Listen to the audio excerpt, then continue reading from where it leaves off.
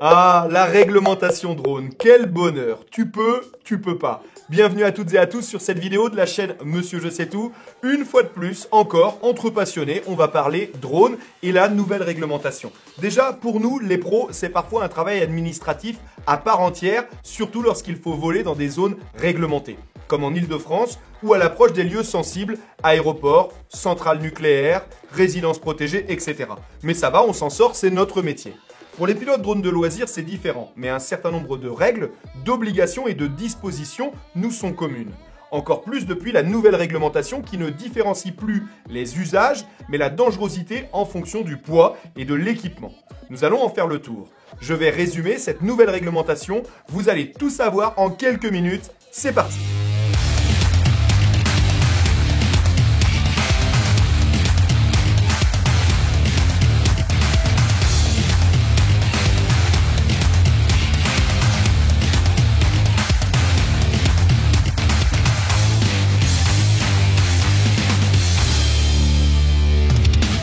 Cette vidéo de présentation de la nouvelle réglementation pour l'usage des drones en loisirs en France va être séparée en 4 parties.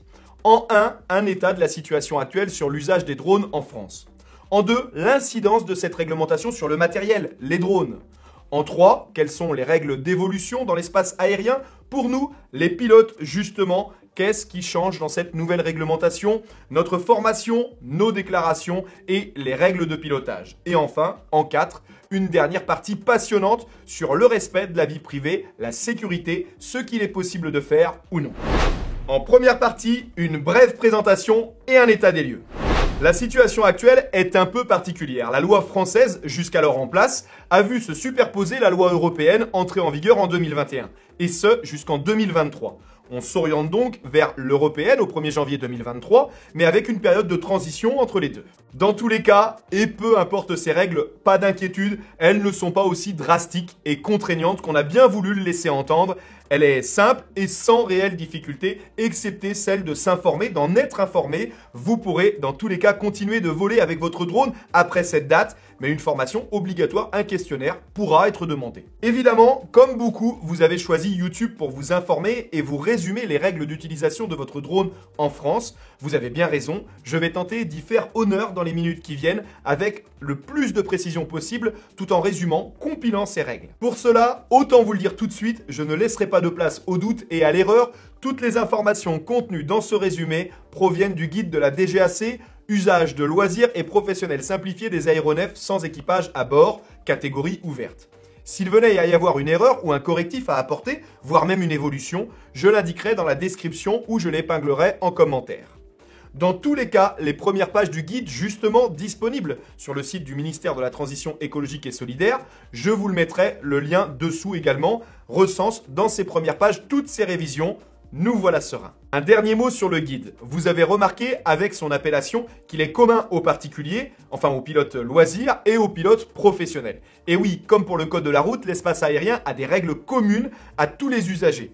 Mais elles seront bien sûr différentes selon les cas et leur utilisation, on va le voir. Je décline toute responsabilité quant à ce qui est contenu dans ce guide. Je n'ai pas participé à sa rédaction ni même à ces nouvelles règles. D'ailleurs, un premier point, je vous rappelle qu'aux yeux de la loi, seul le pilote est responsable de son aéronef et doit prendre toutes les mesures de sécurité pour les biens et les tiers qui l'entourent avant de décoller. Il ne peut ignorer ces lois. Ceci étant dit, le suppositoire étant inséré, si je peux dire, place au cours magistral. Non, je plaisante, je vais vous expliquer tout ça de façon forte et claire. Notre matériel, les drones en seconde partie. Pour commencer, comme avant, ils seront classés par catégorie en fonction de leur poids et de leur disposition, leur équipement. Et un premier équipement de base, présent sur presque tous les drones, met tout le monde d'accord. La caméra. La présence d'une caméra sur votre drone nécessitera obligatoirement votre enregistrement sur le site Alpha Tango en tant qu'exploitant. Le portail Drone Alpha Tango est un site internet officiel de la Direction Générale de l'Aviation Civile où l'on effectue ses démarches, ses enregistrements et sa formation sur sa variante Fox Alpha Tango. Cet enregistrement, rapide, nom, prénom, adresse, vous permettra de générer un numéro officiel d'exploitant drone UAC. Un numéro que vous devrez coller en partie visible de votre drone. Premier point. Second point, sur le même sujet, s'il fait plus de 800 grammes, il doit disposer d'un signalement électronique à distance obligatoire depuis le 1er janvier 2021. Il peut en disposer d'origine ou même avoir été ajouté via une petite balise, le numéro d'identification du contrôleur de vol. Je vous en ai déjà parlé dans une précédente vidéo, abonnez-vous pour ne plus les rater et si ce n'est pas déjà fait. Ce numéro doit aussi être ajouté à votre enregistrement précédemment évoqué sur Alpha Tango et ajouté également sur l'étiquette d'authentification. Je n'évoque même pas les drones sans caméra, ils sont inexistants. Il faut également savoir qu'actuellement sur le marché, aucun drone, à ma connaissance, ne dispose de la prévalidation du marquage CE. Et il semblerait que certains drones déjà sur le marché en bénéficient prochainement avec une rétrocompatibilité. Je n'évoque pas son bénéfice pour ne pas vous embrouiller, on verra ça le temps venu. Dernier point sur le matériel, les drones.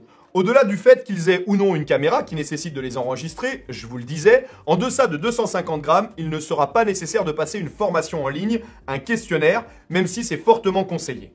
Dans les autres cas, ça le sera, et même un nouveau palier au-dessus de 500 grammes avec une formation supplémentaire qui arrivera prochainement. Au-delà donc, vous devez obtenir l'examen de télépilote loisir obligatoire qui se passe sur le portail Fox Alpha Tango. Il est gratuit et si vous échouez, vous avez le droit de le repasser autant de fois que nécessaire, rassurez-vous. Il faut compter entre la formation de 6 modules avec 2 à 6 courtes vidéos par module et l'examen, un petit questionnaire QCM de 20 questions, environ une demi-heure. Vous obtiendrez un diplôme de télépilote loisir officiel valable 5 ans. En troisième partie, l'espace aérien.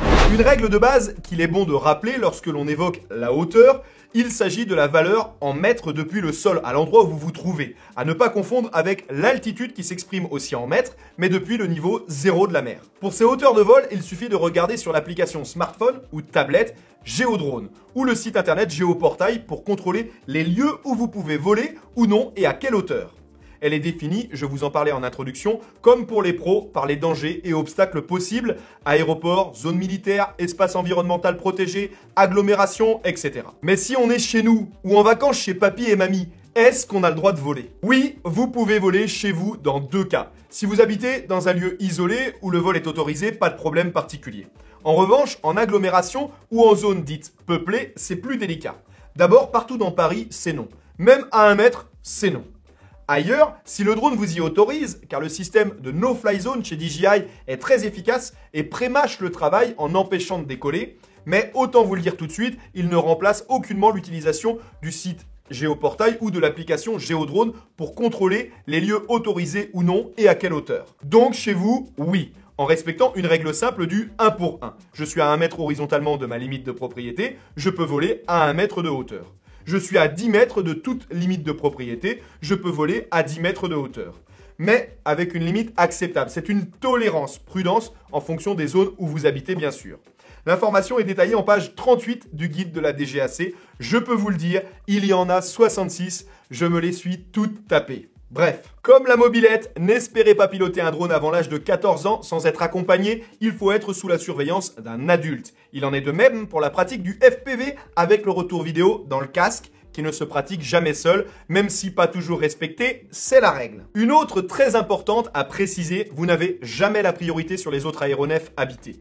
Quel qu'il soit, vous devez vous écarter, voire même intelligemment vous poser lorsqu'il y a la moindre once de danger. Pour cela, il est préférable de bien évaluer les distances horizontalement. La réglementation indique que vous devez garder votre drone à vue, ce qui commence à être difficile au-delà de 300 mètres et peu importe le drone évidemment, encore moins pour les petits. Verticalement, ce sera au maximum une hauteur de 120 mètres dans tous les cas et même 100, 50, 30 mètres en fonction de la zone lorsqu'elle est limitée, lorsqu'elle est réglementée. Toujours concernant votre pilotage, les modes automatiques sont autorisés. Les quick shots, les master shots par exemple chez DJI, mais vous devez pouvoir reprendre la main à tout moment et de façon immédiate. Le suivi de personnes, c'est non. Le déplacement du pilote durant le vol, c'est non. Le survol de personnes, c'est non, excepté un groupe restreint de personnes impliquées dans le tournage.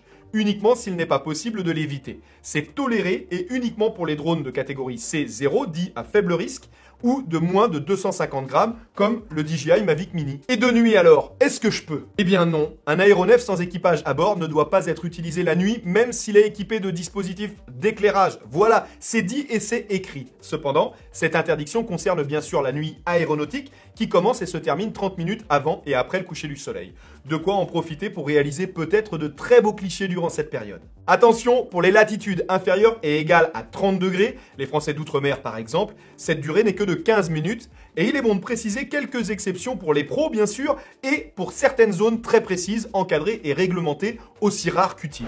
En quatrième et dernière partie, le chapitre sur la vie privée. Ah, les drones et la vie privée, une histoire d'amour que la réglementation a parfaitement encadrée. D'abord, en page 50, il est clairement indiqué.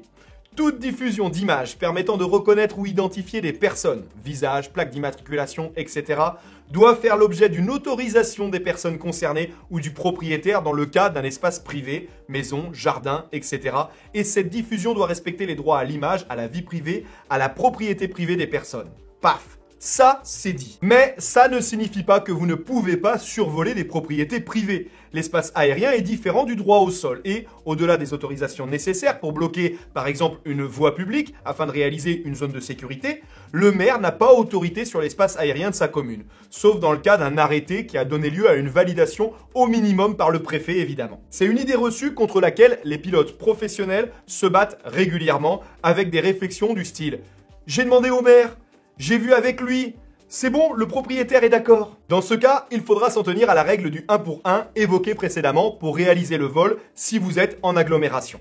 D'ailleurs, dans le cas où vous viendriez à enfreindre cette règle et entrer avec l'œil de votre caméra, de votre drone, en illégalité et entraver le droit à la propriété, le guide indique clairement qu'en cas de doute, vous devez vous coordonner avec le propriétaire. Il vous invite clairement au dialogue et dans de nombreux cas, c'est une très bonne chose de le faire en amont. À ce sujet, comme c'est déjà le cas dans de nombreux autres pays frontaliers, assurez-vous d'être assuré en cas d'incident avec un tiers. Celle-ci peut être comprise dans votre assurance habitation si vous disposez d'une responsabilité civile, auquel cas, prenez une assurance drone. C'est très abordable, quelques dizaines d'euros par an, inutile de faire l'impasse. Pour terminer, une précision. J'utilise parfois dans mes vidéos des mots particuliers, parfois incompris. Au-delà de mon langage familier bien sûr, le guide de la DGAC comprend un glossaire en page 54 qui revient dans le détail sur toutes les appellations, les termes, les acronymes que nous utilisons et il peut être très utile. On me demande également si on peut vendre ces images en tant que pilote loisir. Bien sûr, vous pouvez vendre les images que vous avez réalisées, c'est la nouveauté, à partir cependant du fait qu'il ne s'agisse pas de travail dissimulé,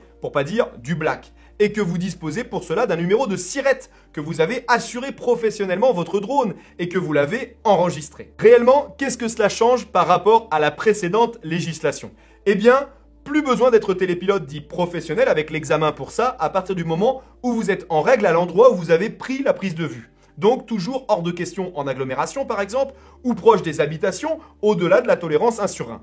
Voilà, on a fait le tour clairement des règles principales et essentielles de cette nouvelle réglementation drone. Si j'ai un conseil sincère à vous donner, quel que soit votre modèle de drone finalement, obligatoire ou non, faites cette petite formation d'une demi-heure avec l'examen. C'est rien et ça vous enseignera plein de petits détails qui seront un plus pour la sécurité de vos futurs vols. Voilà, j'espère que cette vidéo vous a plu. Dites-le moi en direct avec un beau pouce bleu et l'activation de la cloche. On m'a toujours dit que si un jour on vous laisse revoir, il fallait avant tout se quitter. Il est temps maintenant. Puissions-nous nous retrouver. À très vite. Ciao.